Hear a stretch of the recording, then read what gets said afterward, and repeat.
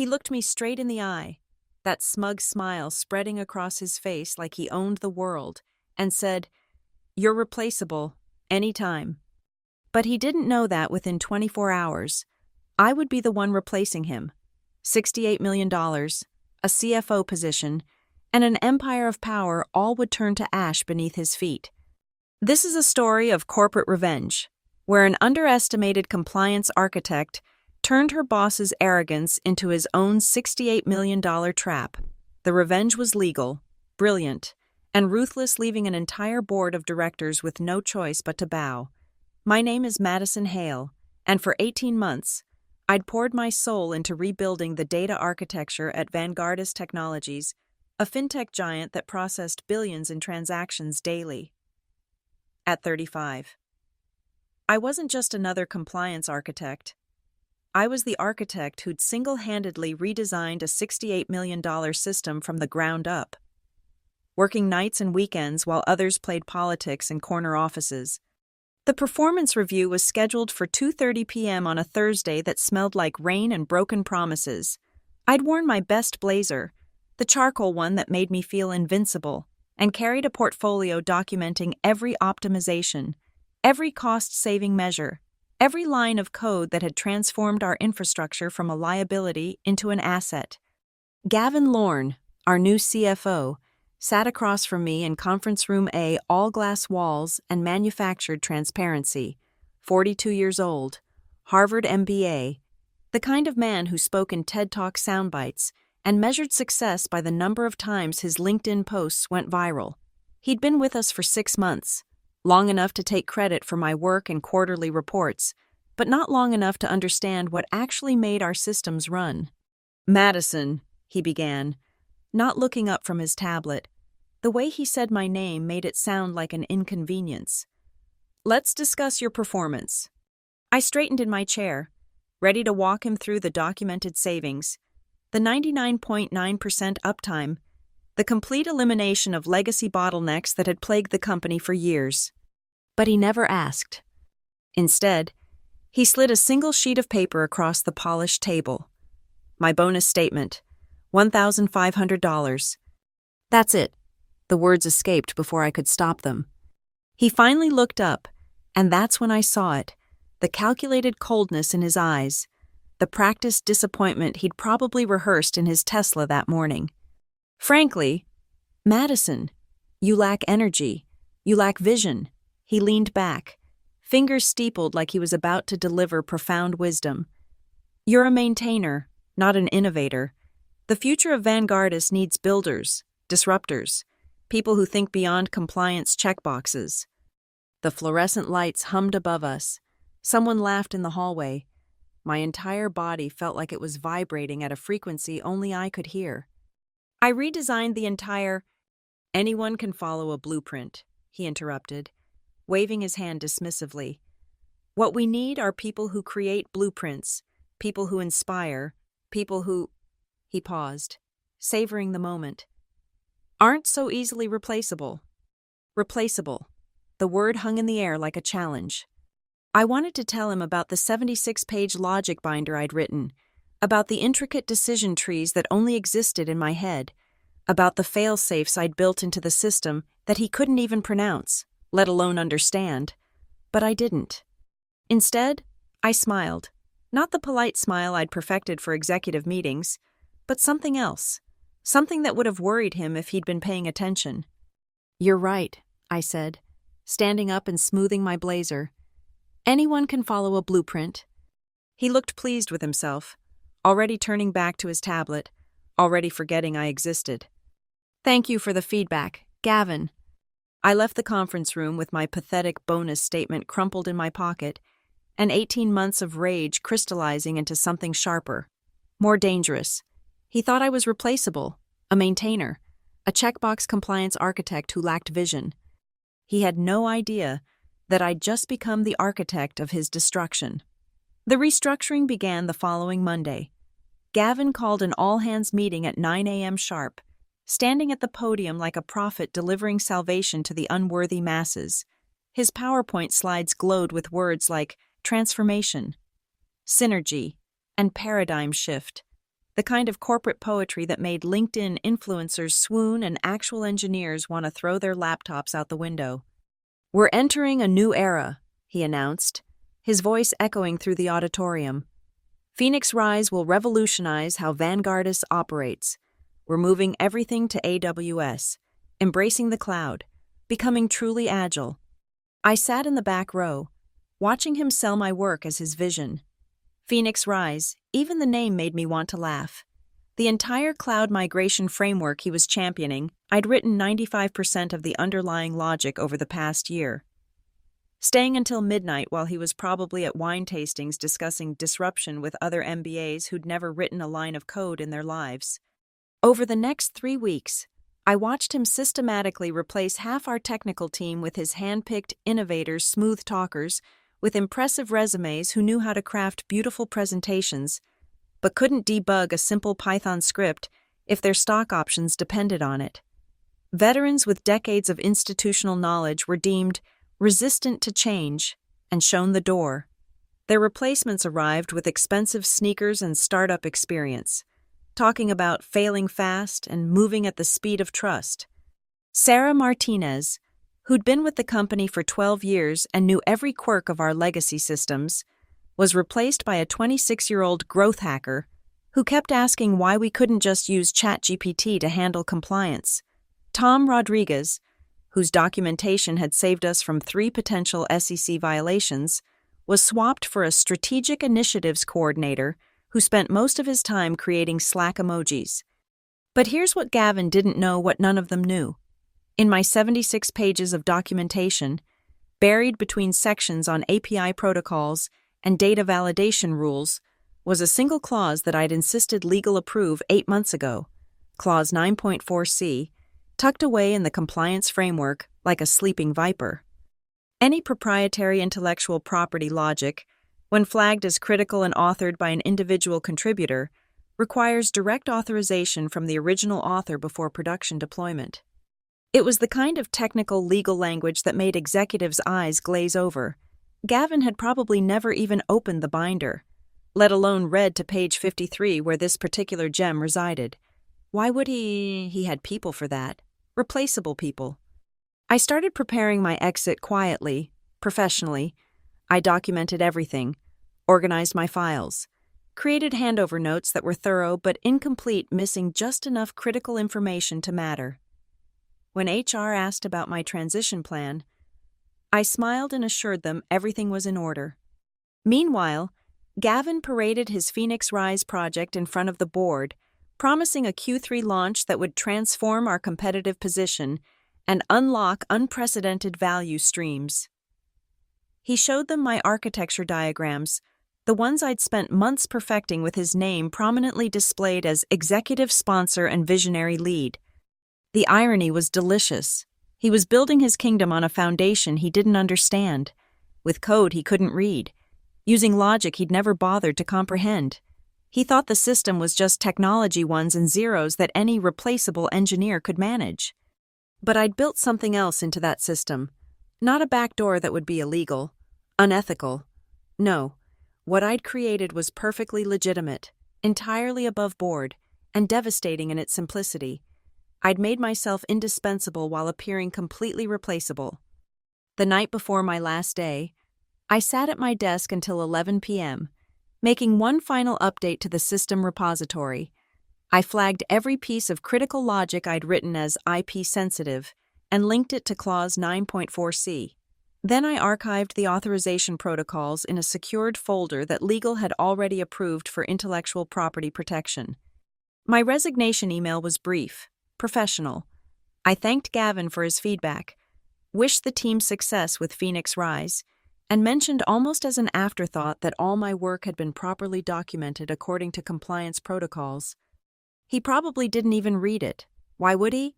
I was replaceable. After all, the trap was elegant in its simplicity. During my final week, while Gavin was busy presenting Phoenix Rise to potential investors, I made subtle adjustments that would seem like routine maintenance to anyone watching, but each modification was deliberate, each line of code a carefully placed domino waiting to fall. The control mechanism I embedded wasn't malicious, it was protective. Every production deployment would require digital signature verification from the logic's original author. This wasn't hidden or encrypted. It was right there in the system logs, clear as day, wrapped in compliance protocols that our legal department had already stamped with approval. The beauty was that it looked like a standard security feature, the kind of thing any responsible architect would implement. I spent my last 3 days training my replacement, a confident young man named Brett, who'd apparently killed it at his last startup, which had burned through $20 million in funding before shutting down. He took notes on his iPad, nodding enthusiastically while I explained the surface-level processes, the basic workflows, the simple stuff that anyone could Google. "What about the deeper architecture?" I asked him on Wednesday afternoon. "The decision trees, the logic gates." He waved his hand dismissively. "I'll figure it out. Can't be that different from what we built at Disrupt Flow." I bit my tongue and continued with the handover. I showed him where the documentation lived, gave him access to the repositories, walked him through the deployment pipeline. What I didn't mention was the small note I'd added to the internal ticketing system 3 days earlier. Critical check with primary logic owner before production release. See Compliance Framework Section 9.4c for authorization requirements. The ticket was buried in the backlog, marked as low priority.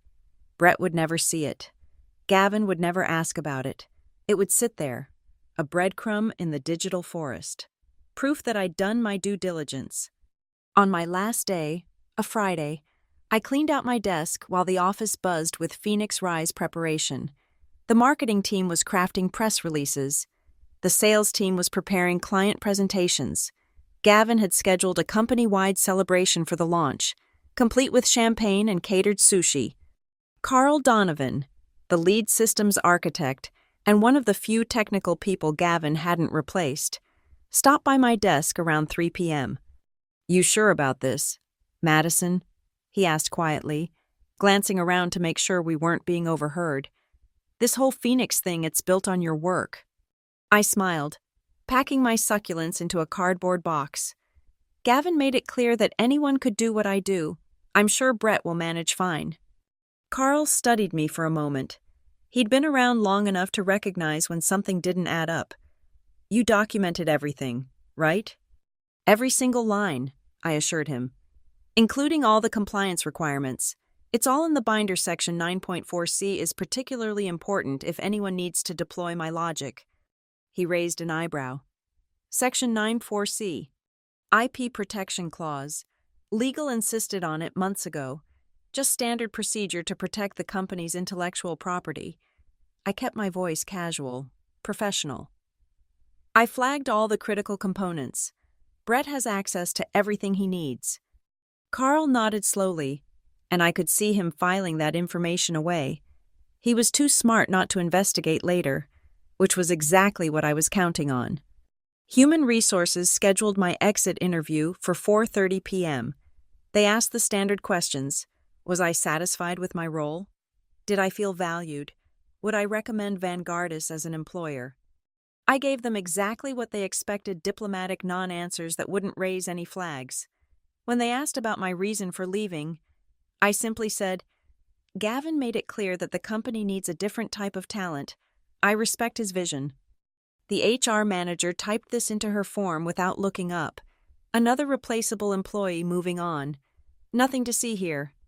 That evening, I submitted one final piece of documentation to the legal department, a formal notice that all intellectual property I developed remained properly secured under Clause 9.4c, and that any production use would require proper authorization protocols. I copied Diana Wells, the head of legal, knowing she'd file it away without reading it immediately. It would only matter later, when someone went looking for it. My badge deactivated at 6 p.m. I walked out of Vanguardis Technologies carrying my box of desk plants, leaving behind 18 months of work and a perfect trap that no one knew existed. Gavin's assistant had already updated the org chart. My name was gone, replaced with Brett's smiling headshot and the title, Innovation Architecture Lead. Replaceable. Just like Gavin said, the Phoenix Rise launch was scheduled for Monday, 9 a.m. Eastern. Gavin had orchestrated it like a Broadway opening press releases timed to hit major tech blogs, a live-streamed announcement for investors, even a countdown timer on the company's internal portal. I watched from my apartment, laptop open to TechCrunch, coffee growing cold as the disaster unfolded in real time. The first hour was pure theater. Gavin stood before a backdrop of soaring Phoenix graphics, explaining how Vanguardus was redefining financial technology infrastructure for the next decade. The stock price ticked up 2%. LinkedIn exploded with congratulatory posts from his network of MBAs and executive coaches. Brett was photographed behind a wall of monitors, looking every inch the innovative architect who'd helped birth this transformation. By noon, the first cracks appeared. I got a text from Carl. System throwing 504 errors. Brett says it's normal initialization lag. That sound right to you? I didn't respond. I wasn't a Vanguardus employee anymore. By Tuesday, the cracks had become fissures. The development Slack, which I still had access to through a forgotten integration with my personal GitHub, lit up with increasingly frantic messages. Anyone else getting 4004s on the API endpoints? Why are the 2008 legacy protocols trying to handshake with the new system? The sandbox environment just crashed. Third time this morning. Brett says to keep pushing forward. Says it's just growing pains. Wednesday brought the first data corruption incidents. Nothing catastrophic yet, just enough to make the QA team nervous. Transaction logs weren't matching. Rollback procedures were triggering automatically. The beautiful AWS infrastructure that Gavin had promised would revolutionize everything was stuttering like a broken engine. I pulled up Gavin's Twitter feed. He was still posting motivational quotes about pushing through resistance and embracing the chaos of transformation.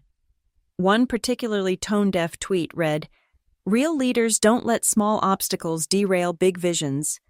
#Phoenix Rise, disrupt or die." Meanwhile, in the development Slack, the messages grew more desperate.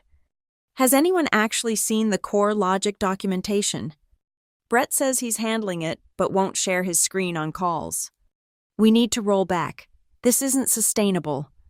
Gavin says absolutely no rollbacks. We're committed to the timeline. Thursday arrived with what the team was calling the hemorrhage. The system wasn't just throwing errors anymore, it was actively rejecting transactions. Not all of them. Just enough to cause panic. The pattern seemed random, but I knew better. The system was trying to execute logic that required authorization it didn't have, defaulting to safe mode rejection rather than risking compliance violations. Carl called me at 2:15 p.m.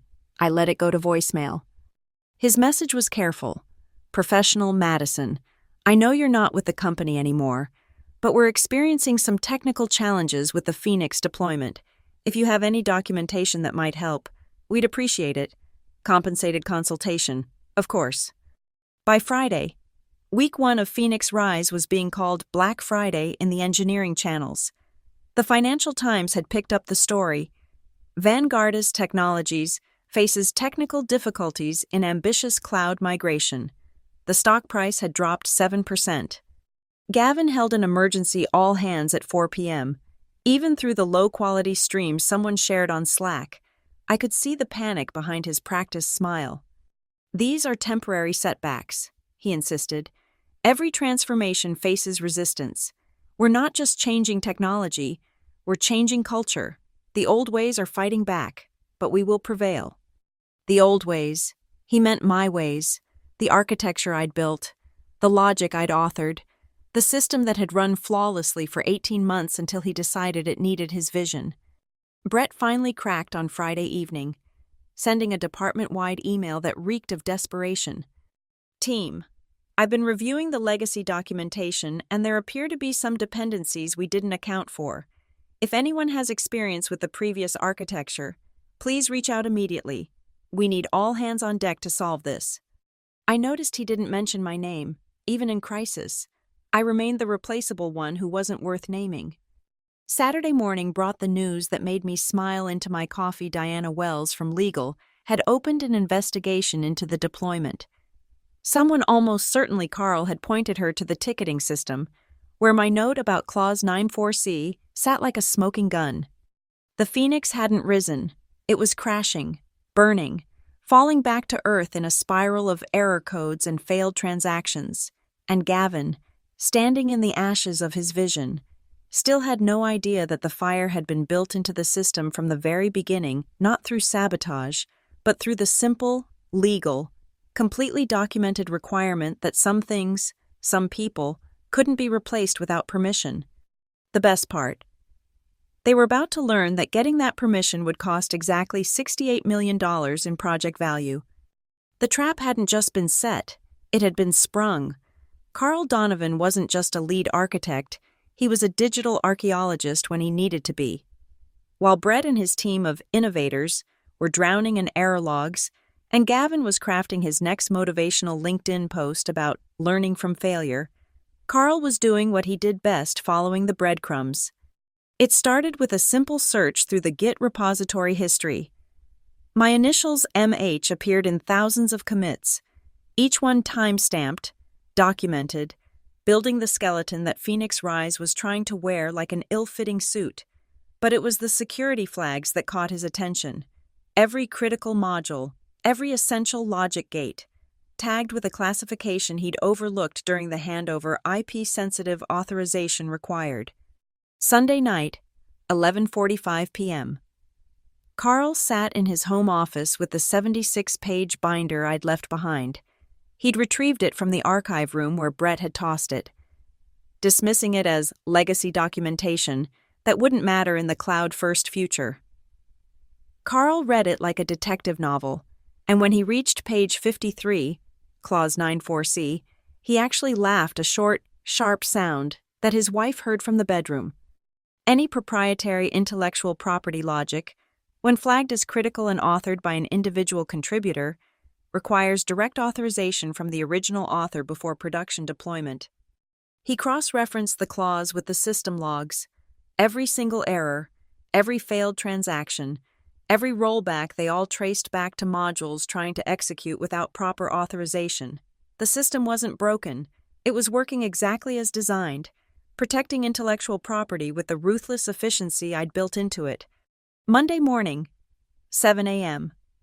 Carl stood outside Diana Wells' office with the binder, a laptop, and 18 printed pages of evidence. Diana, head of legal compliance, had the kind of mind that could see 3 moves ahead in any chess game. She listened to Carl for exactly 12 minutes before calling an emergency meeting with the general counsel. "Show me the authorization chain," she demanded, pulling up the deployment records on her screen. Carl navigated through the logs, showing her the flags, the security protocols, the warnings that had been ignored. Madison Hale authored 95% of the critical logic. Every module is flagged under 9.4c. And where's her authorization for the Phoenix deployment? There isn't one. She left the company before it launched. Diana's face went pale. She understood immediately what Gavin and Brett hadn't grasped. Vanguardus had deployed proprietary logic without the creator's permission. In the IP-sensitive world of financial technology, this wasn't just a technical error, it was a legal nightmare. "Get me everything," she ordered Carl. "Every commit, every flag, every piece of documentation with Madison's name on it." While Carl compiled the evidence, Diana made 3 phone calls, the first to the general counsel, the second to the head of engineering, the third to someone on the board. Carl couldn't tell who, but Diana's tone was grave. The silent alliance formed without any formal agreement. Carl provided the technical expertise. Diana wielded the legal authority. Neither said it explicitly, but both understood Gavin had broken something that couldn't be fixed with motivational speeches and agile methodology. Tuesday's engineering stand-up was infiltrated by 2 lawyers who sat in the back, taking notes. Brett, sweating through his designer t-shirt, tried to explain the unexpected dependencies while avoiding any mention of the authorization failures. But Carl wasn't letting him off easy. "Brett," Carl said, his voice cutting through the nervous chatter, "have you reviewed Clause 9.4c in the compliance framework? I don't see how legal documentation is relevant to our technical issues." "It's entirely relevant." Carl opened the binder to the exact page, sliding it across the conference table. Every error we're experiencing stems from unauthorized use of IP-protected logic. The room went silent. One of the lawyers leaned forward, studying the clause. Brett's face cycled through confusion, understanding, and finally, panic. But she left. She can't just... She didn't do anything, Diana Wells said, entering the room with the authority of someone who'd just gotten off the phone with the CEO. She followed every protocol, documented every requirement. The failure here is that Phoenix Rise proceeded without proper authorization. She placed a stack of papers on the table, printouts of my commits, my documentation, my farewell email mentioning compliance protocols that no one had bothered to read. "Gentlemen," Diana continued, her voice sharp enough to cut glass, "we're not facing a technical problem. We're facing a $68 million compliance violation, and the only person who can authorize this deployment is Madison Hale." Carl pulled up the system dashboard on the main screen. Red warnings cascaded down like a waterfall of failure, but in the corner, in small text that Brett had never noticed, was a single line that had been there all along. Authorization pending, contact MH for IP clearance. The Silent Alliance had done its work. The truth was on the table, documented, undeniable. Carl closed the binder and stood up. "I suggest," he said quietly, "someone tell Gavin that his irreplaceable innovation needs the replaceable architect he dismissed." Diana nodded. "I'll handle that conversation. In the meantime, freeze everything. Not another line of code gets deployed until we have proper authorization." The Phoenix Rise had officially flatlined, and the Silent Alliance had made sure everyone knew exactly whose signature could resurrect it. The emergency board meeting was called for Wednesday, 2 p.m. Gavin had spent the morning rehearsing his explanation, crafting a narrative where the technical difficulties were minor obstacles, and the compliance issue was a misunderstanding of protocol. He'd even prepared slides with arrows pointing upward, as if positive trajectories on PowerPoint could somehow override reality. But when he walked into the boardroom, he found Diana Wells already there, along with Carl, the general counsel, and 3 board members who'd flown in specifically for this meeting. The 76-page binder sat in the center of the table like an accusation. "Gavin," the board chairman began without preamble, "explain to us how a $68 million project was launched without proper authorization." Gavin's practiced smile faltered. The authorization was implicit. When Madison left, she transferred all responsibilities. "Did she sign an IP transfer agreement?" Diana interrupted. "The standard exit documentation." "That's not what I asked. Did she specifically authorize the use of her proprietary logic for Phoenix Rise?" Gavin's jaw tightened. "She was an employee. Her work belongs to the company." Carl pulled up a document on the screen, my employment contract, with relevant sections highlighted. "Actually, according to her agreement in Clause 9.4c, which legal approved last year, individual contributors retain authorization rights for IP-sensitive logic. It's a protection mechanism to ensure proper attribution and prevent unauthorized modifications." "This is ridiculous," Gavin sputtered. "She was a mid-level architect. We can't let one disgruntled employee hold the entire company hostage." "Disgruntled." Diana raised an eyebrow. "According to HR records, she resigned professionally after you told her she was, and I quote, easily replaceable." The temperature in the room seemed to drop 10 degrees. The general counsel spoke for the first time. "We have 2 options. We either get Madison Hale's authorization, or we roll back the entire Phoenix Rise deployment. Given that we've already announced it publicly and our stock has dropped 12% this week, neither option is particularly attractive." "There's a third option," Gavin said quickly. "We rebuild the logic from scratch. Brett can't even fix the current errors," Carl stated flatly. "I've reviewed his attempts. He doesn't understand the underlying architecture. Starting from scratch would take 18 months minimum, assuming we could even replicate Madison's work." The board members exchanged glances. One of them, a silver-haired woman who'd built her career in Silicon Valley, leaned forward. "Get her on the phone." She hasn't responded to our calls, Diana admitted, but she did send one email. She pulled up her tablet and read aloud the message I'd sent to legal that morning. Dear Ms. Wells, I acknowledge receipt of your request for authorization regarding Vanguardist Technologies' use of proprietary logic under Clause 9.4c, as the intellectual property in question represents 18 months of specialized development valued at approximately $68 million.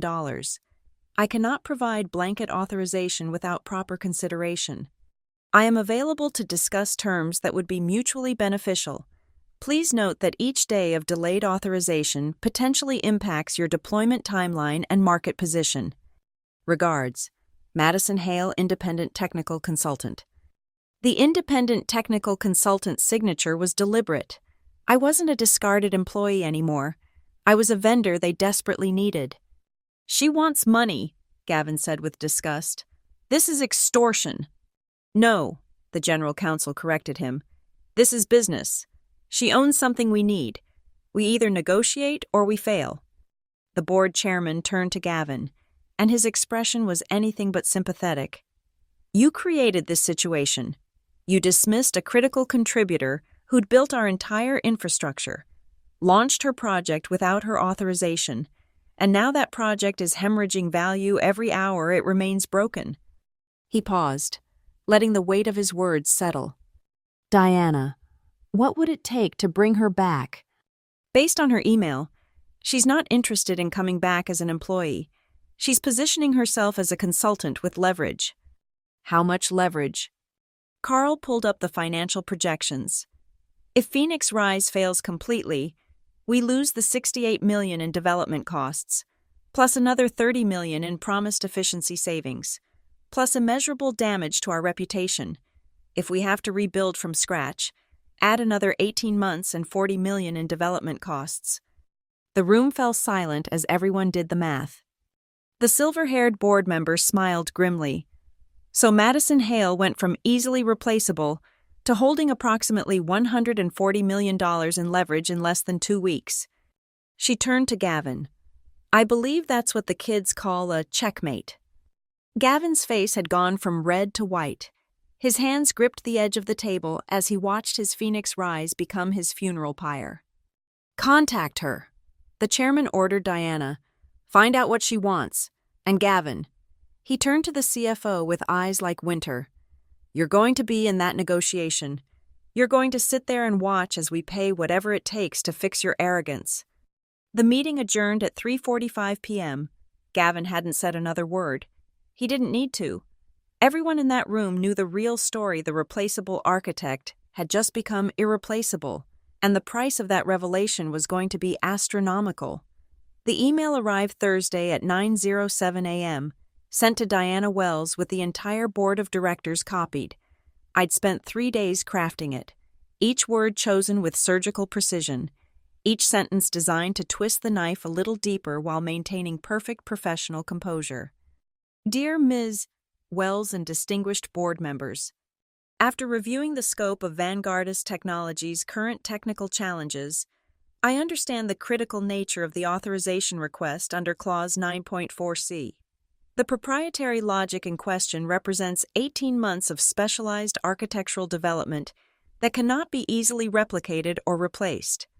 I am prepared to provide the necessary authorization to resolve your immediate deployment crisis.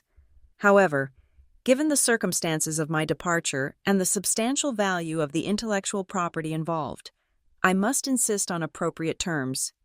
My consulting fee for authorization and stabilization services is $5 million, payable immediately upon agreement.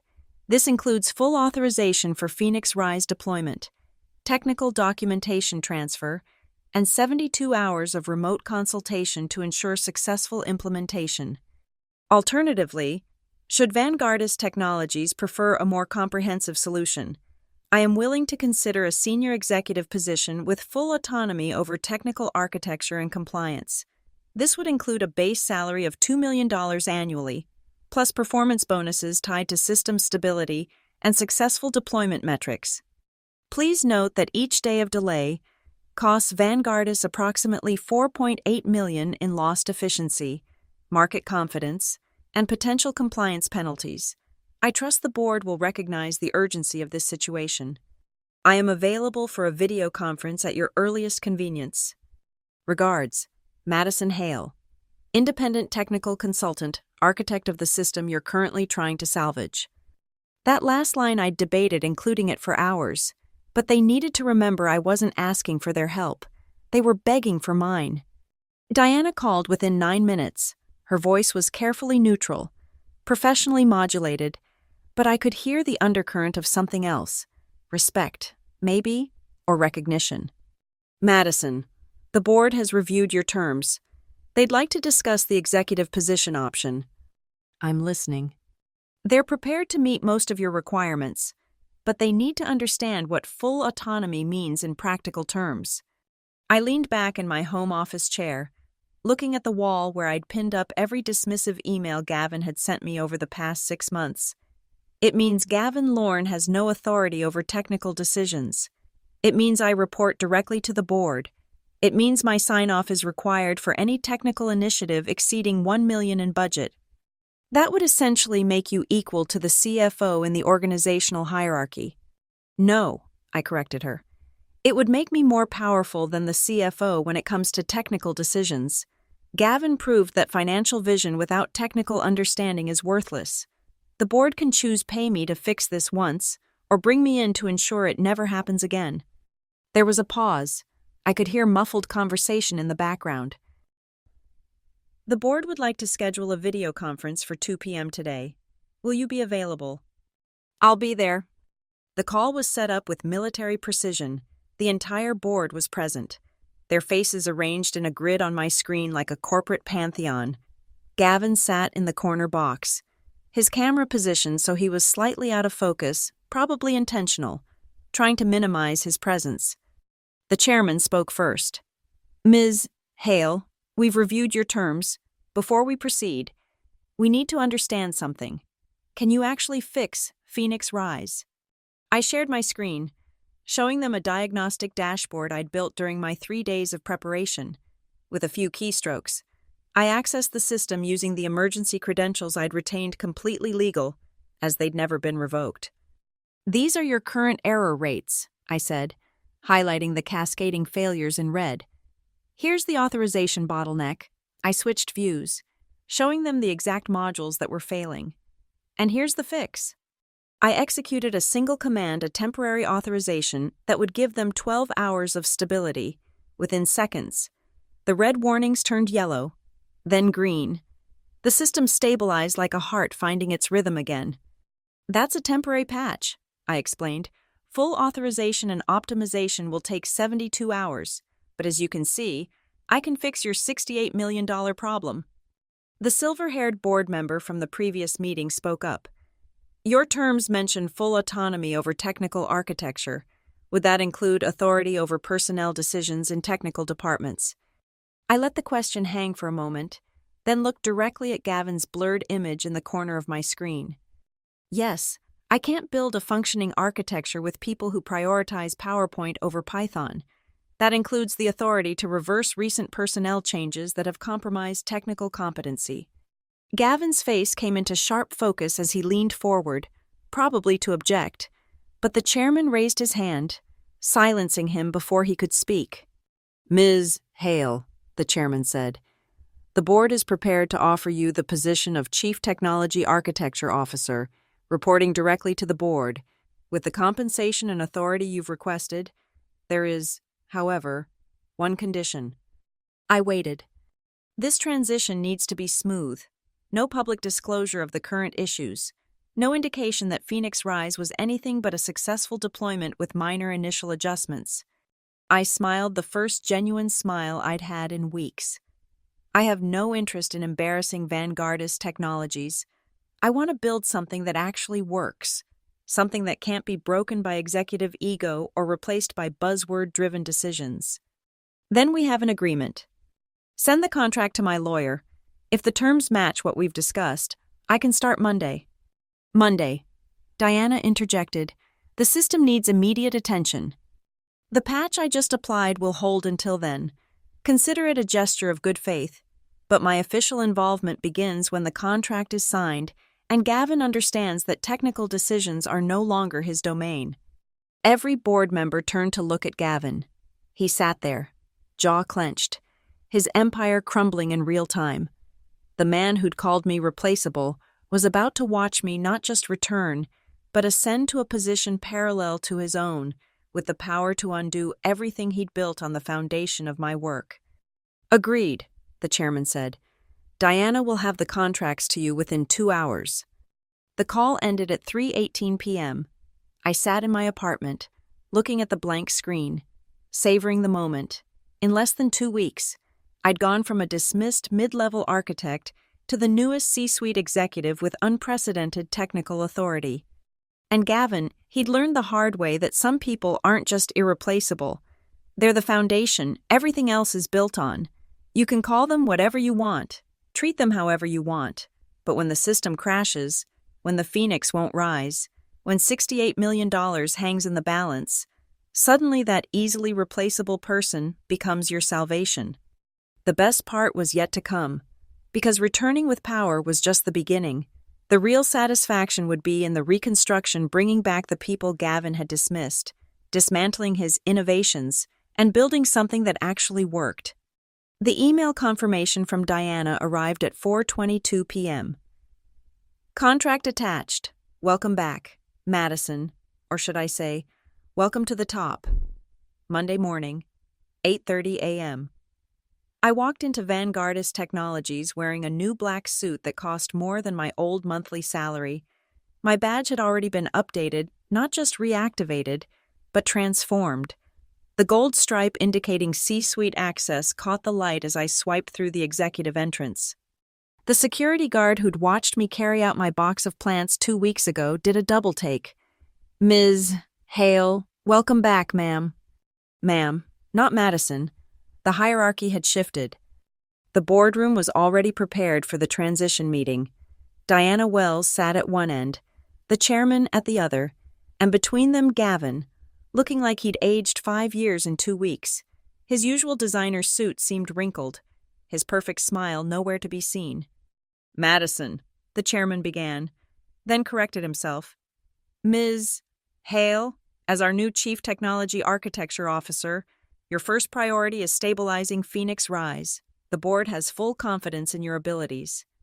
I placed my laptop on the table, the same spot where Gavin had slid my pathetic bonus toward me just weeks ago. The irony wasn't lost on anyone. "I've already begun," I said, pulling up the system dashboard. "As of 6 a.m. this morning, I've authorized the critical components and begun optimization. We're at 78% stability and climbing." "Excellent. And the personnel situation?" I opened a folder containing the reorganization plan I drafted over the weekend. "I'm reinstating Sarah Martinez as Senior Systems Architect. Tom Rodriguez will return as Documentation Lead. The 14 engineers Gavin dismissed will receive offers to return with 20% salary increases and formal apologies."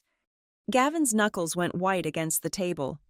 "You can't just—" "Actually," I interrupted, meeting his eyes for the first time since that performance review. The board granted me full authority over technical personnel. Your innovators have 30 days to prove their competence or find new opportunities elsewhere." I turned to the next page.